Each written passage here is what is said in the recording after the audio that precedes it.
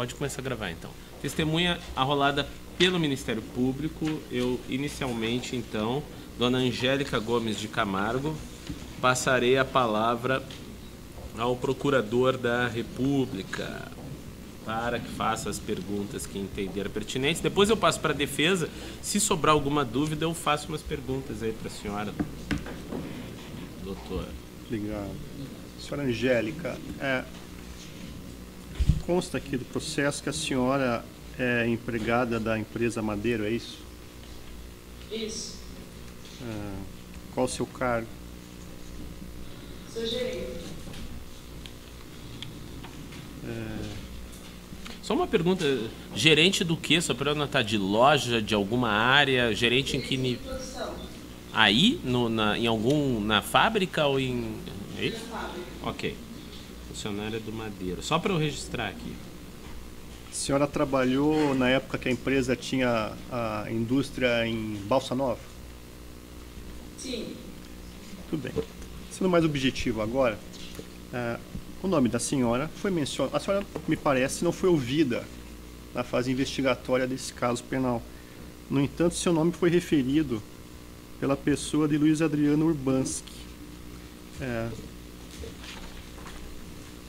Ele narra aqui dois fatos, dos quais eu vou fazer algumas perguntas para a senhora. A senhora presenciou, em algum momento do seu trabalho, servidores do Ministério da Agricultura, sejam eles agentes de inspeção ou fiscais federais, solicitando alimentos ali produzidos pela empresa? Sim. Pode narrar o que aconteceu, quando aconteceu isso, por favor? Eu entreguei alguns momentos carne para fiscal, para agente, solicitado pelo meu chefe, Adriano. Para quais pessoas a senhora entregou essas carnes? Eu entreguei para o Celso, para o Menon e para o Josinei. E para a Dona Maria também, mas não diretamente a ela. Celso e Menon e Josinei a senhora entregou diretamente, então? Sim. A senhora se recorda o que a senhora entregou? Eu entreguei vários itens, na verdade. Eu trabalho com carne, então geralmente carne, mas para o Josinei foram outros itens também, da outra parte da produção, como fettuccine, coxinha, outros itens também. A senhora entregou atendendo uma determinação do seu superior Adriano, é isso? Nesse momento que a senhora entregou esses alimentos para esses servidores públicos, qual foi a reação deles? Eles agradeceram? Teceram algum comentário? Por que estavam recebendo aquilo? Na verdade, eles, quando me pediam, se o Adriano estivesse autorizando, eu entregava. Se ele não estivesse na fábrica, eu perguntava, ligava para ele para ter autorização de entregar. Mas eles também me pediam diretamente a mim, né? Então, quando o Adriano não estava, eu entregava, senão perguntava. Perguntava para Adriano se era permitida a entrega. Isso aí. Certo.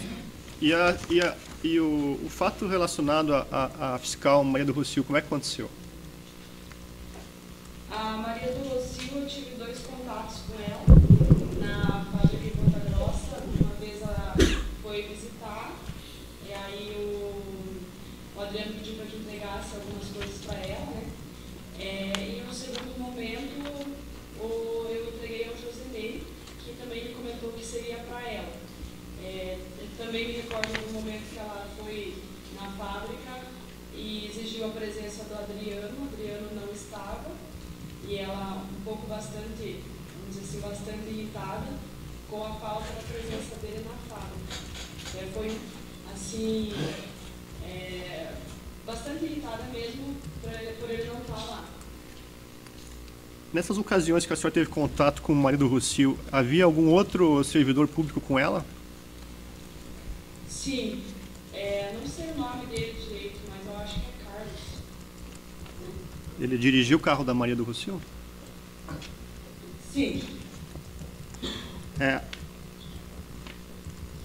Sobre esse fato da Maria do Rocio ter ficado irritada, aborrecida com a ausência de Adriano na fábrica, ela deu explicação, justificou, ou insinuou o motivo da irritação? Como eu trabalho com a parte do frigorífico da produção, eu sou gerente, né, sou responsável, então quando o Ministério da Agricultura chegava, os fiscais, na falta de Adriano ou até mesmo a presença dele, eles me chamavam. E neste momento, quando eu fui convocada a chegar à sala da Inspeção Federal, a dona Maria estava sentada, de braço cruzado, e questionou onde estava o Adriano. Eu falei que ele não estava viajando, e aí ela falou que quem responderia na ausência dele, porque ela precisava falar com algum responsável pela fábrica. Eu disse que o responsável era ele, unicamente, que eu não poderia responder na falta dele. E só, ela não me falou o que ela queria nem nada. Falou que ia tornar depois e que era para mim avisar ele que ele teria que estar ali quando ela retornasse. Tá bom, é só isso. Bom, quem é o primeiro dos... O senhor já está com o microfone.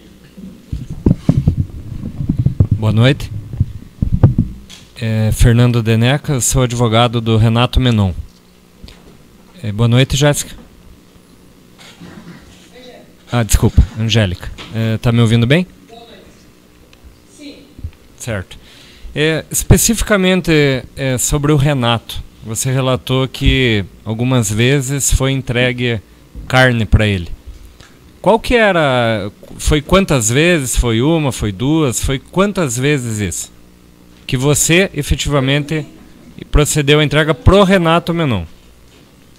Eu não me recordo exatamente quantas vezes, mas foi uma, duas vezes, com certeza. Certo, mas uma ou duas? Mas Não, foi mais. quantas aproximadamente? Eu não me recordo quantas. 50, 100 ou 5? Para nós ter uma ideia, assim. Porque o Luiz Adriano, que foi ouvido... Pode falar, desculpa. Eu trabalhei em Valsa Nova por 2 anos e meio, mais ou menos, né? Então, eu não consigo dizer se foram 5, 10, realmente eu não consigo te dizer isso. Com qual era a periodicidade que o Renato ia até o Madeiro lá? Ele ia uma vez por mês, mais ou menos. Certo. Toda vez que ele ia lá, acontecia isso ou não? Porque o Luiz Adriano nos informou que foi uma oportunidade. Como? Desculpa? Ele... Toda vez que ele ia, ele pedia carne? Isso, se acontecia isso ou não. Porque o Luiz Adriano nos informou no depoimento dele há pouco que em uma oportunidade ele procedeu à entrega de alimentos ao Renato. Não, no meu ponto de vista foram mais, mas não todas as vezes que ele ia lá. Certo. Ele ia às vezes e saía sem nada, como tinha vezes que ele ia e ele levava alguma coisa. Certo. Qual que era a quantidade, o que era o produto, eventualmente, que vocês doavam para a gente ter uma ideia aqui? Diversos tipos de produto. Por exemplo, 1 milhão, uma picanha, um chorizo. É isso, sempre peças inteiras.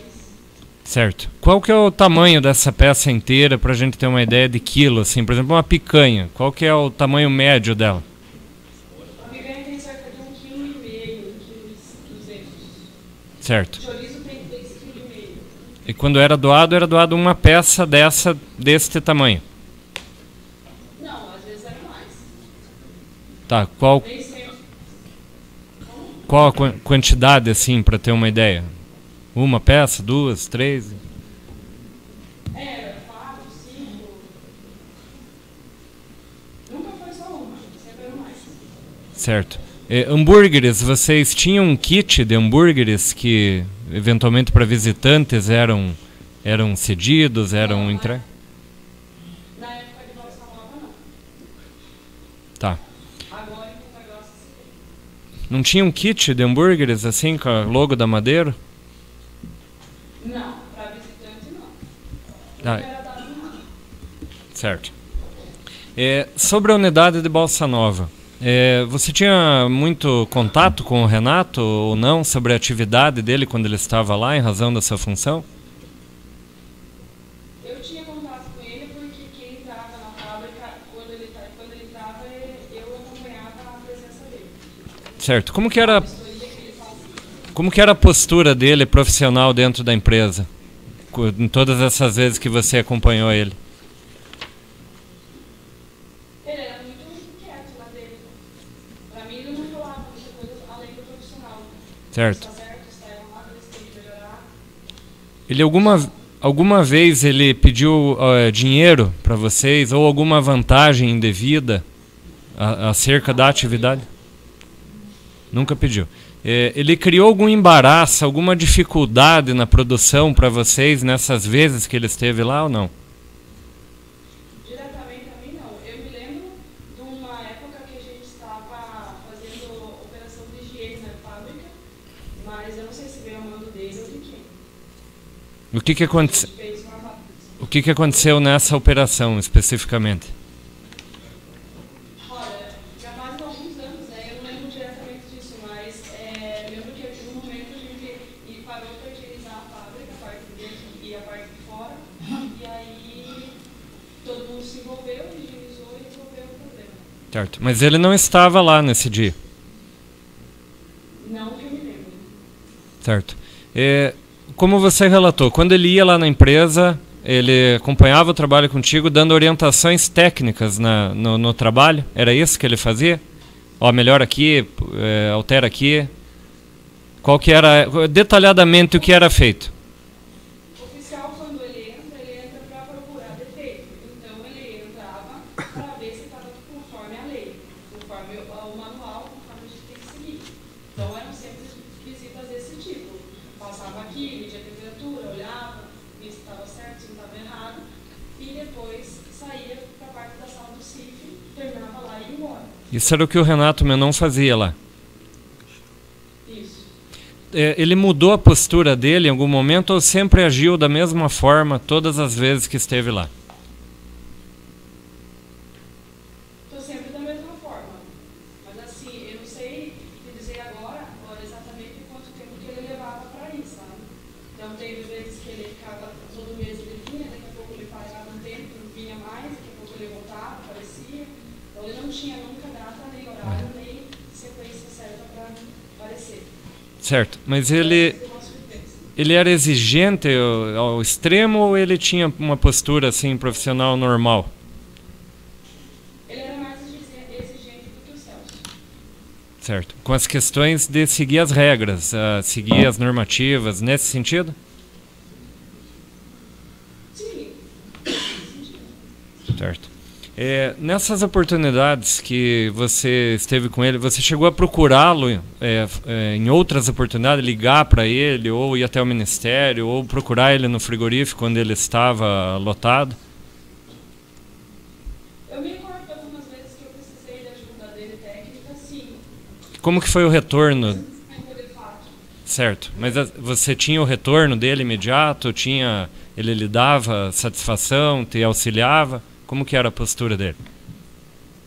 Olha, eu lembro uma vez ou outra que eu fatei ele para perguntar alguma coisa técnica em relação ao processo e ele me respondeu. Eu lembro que ele me respondido, me atendeu sim. Certo.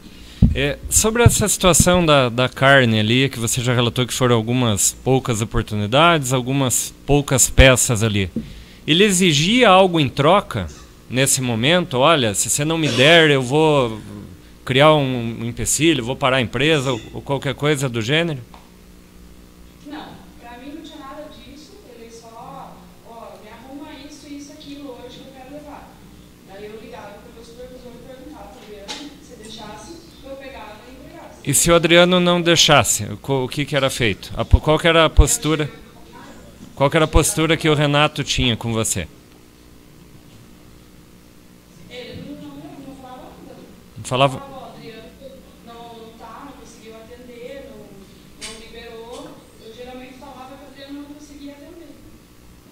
Certo. E aí ele ia embora e não criava nenhum transtorno, era isso? Sim. Sobre a questão do Celso, e existia outra pessoa antes que trabalhou com você lá também? Teve outro... Além do Celso, que ficava fixo, antes do Celso, teve outro servidor? Sim, é o 102 que eles chamam. Como era o nome dele? Douglas. Douglas do... Você recorda o nome? Acho que é Douglas Roberto, alguma coisa. Não... Tá. Antes do Celso trabalhar lá, o Renato Menon já trabalhava lá na unidade? Já era o fiscal? Não sei. Você já não trabalhava lá? Como? No período em que você trabalha lá, teve outra pessoa além do Celso que trabalhou lá? Não. Tá certo. Sobre a questão, quando vocês foram instalados ali, já existia um projeto de construir uma unidade fora, em outro local? Já o Madeiro já estava buscando esse local? Ali era para ser uma coisa provisória? Como é que era o trabalho aqui em Balsa Nova? Quando eu entrei, não tinha conhecimento nada disso. Mas ao desenrolar dos anos, com certeza, isso já existia. Você sabe... Agora eu me lembrei que, só um minuto, eu me lembro que quando eu fui contratada, era especificamente para ir para a unidade nova de Ponta Grossa. E quando é que você foi contratado? Janeiro de 2013. Então, em 2013 já havia um projeto de ir a Ponta Grossa. Não sei se existia projeto, de fato, mas eu lembro que eles comentavam que se ia ir futuramente para lá, se eu tinha interesse de trabalhar com Madeira. Mas eu fiquei 2 anos e meio lá, não sei que momento da história que começaram a fazer o projeto. Tá certo. Vocês fazem uma fiscalização interna? Existe algum programa que é feito? Você sabe nos informar? Quem que é o responsável por esse programa? Sim, existe, né? São os manuais de autocontrole da fábrica. Quem escreve ele é o MT, responsável, né, por todas as informações. E a gente tem que seguir conforme está ali. Diferente disso, a gente pode receber RNC vindo da parte, né, dos fiscais. Certo.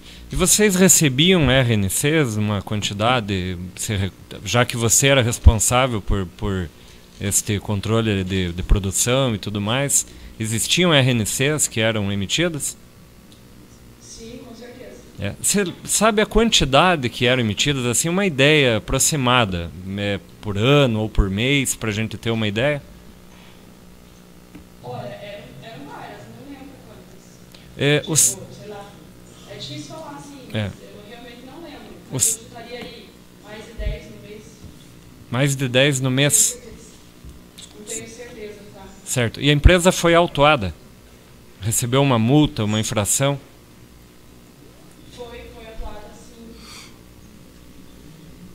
Você recorda o motivo?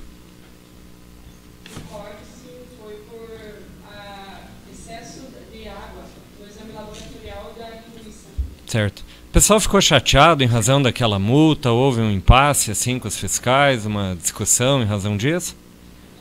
Não é nem o pessoal, eu mesmo fiquei chateada, porque eu sou responsável, eu sei aquilo que eu produzo. Certo. E você ficou chateada? Foi reprimida pela empresa? Teve alguma consequência por causa dessa multa? Não teve consequência nenhuma para frente disso. Não sei, não acompanhei o processo, o que aconteceu.